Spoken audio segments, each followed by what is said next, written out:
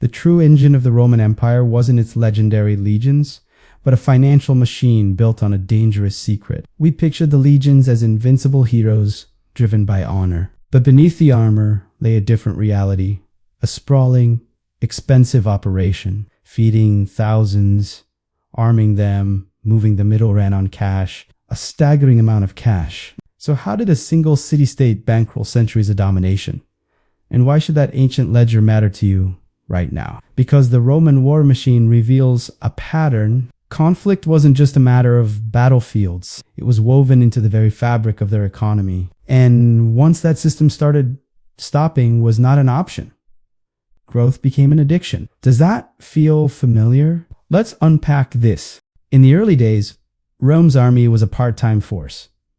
Landowners showed up with their own gear, fought, and went home. But as territory expanded, campaigns stretched for years. The amateur approach broke down. The state had to step in, creating a professional military. Soldiers received regular pay, a small but crucial incentive for loyalty. Then came the masterstroke. Conquest itself became the business plan. Each new territory meant fresh taxes, enslaved populations, and looted riches. It was a perfect self-sustaining cycle. Victory paid for the next victory. But the system had a hidden, volatile ingredient: debt. During massive conflicts, like the Punic Wars, the Republic borrowed enormous sums from its wealthiest citizens. This wasn't charity, it was high-stakes investing. The lenders, the equities, expected lucrative returns interest, control over provincial taxes, and exclusive trade rights. War was transformed into a profit center, and the more profitable it became, the more wars were inevitable.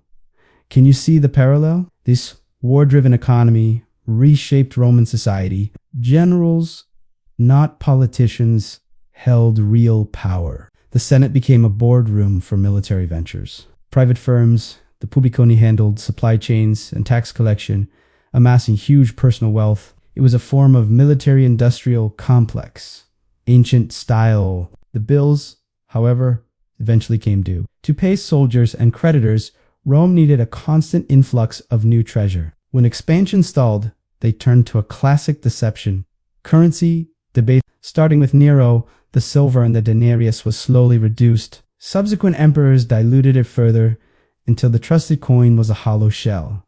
Inflation exploded. Public trust vanished. The monetary system spiraled into chaos. Meanwhile, the elite grew immensely wealthy, shielding their assets in land and offshore holdings. The common citizen bore the burden through rising prices, heavy labor drafts, and military service. This wasn't merely a military failure. It was a complete financial unraveling. Now, look at our modern world. Governments operate on huge deficits.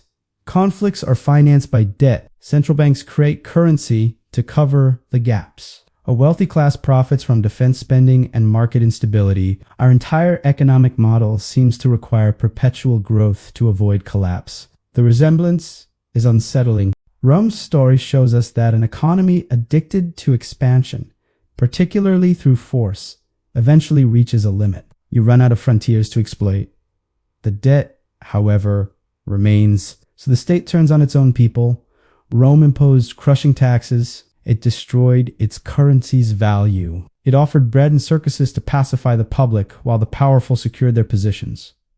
Does any of this echo in our time? Today, we use different terms: stimulus packages, quantitative easing, monetary policy, but the core mechanism is similar.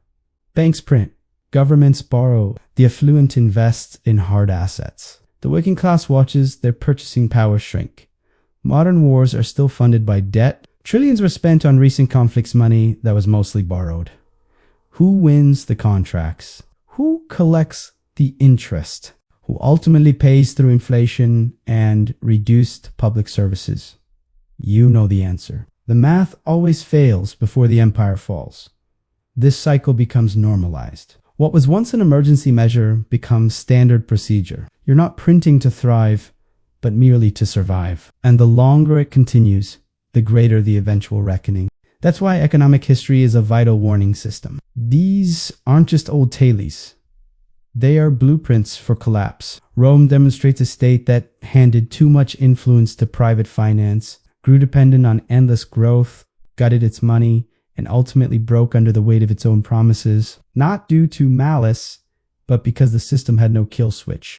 Our world is a new kind of empire, digital, global, powered by capital.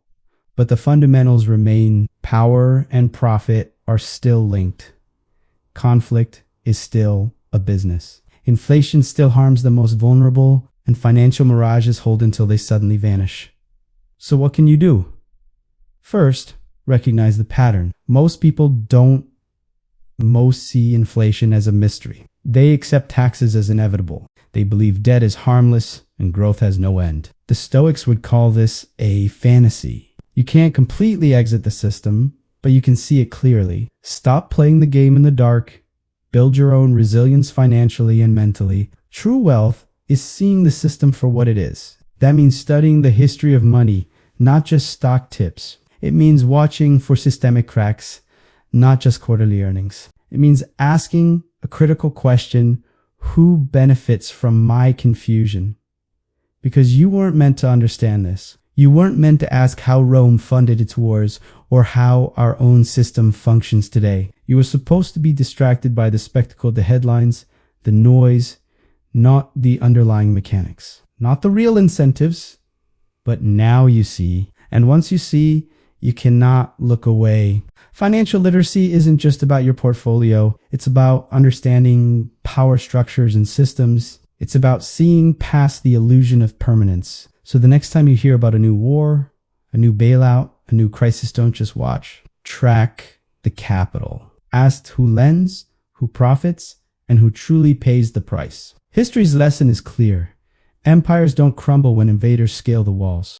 They fail when the underlying arithmetic becomes impossible and no one is willing to face the truth. If this perspective shifted your worldview, please hit the like button and subscribe to Winds of Thought. History holds the keys, we help you find them.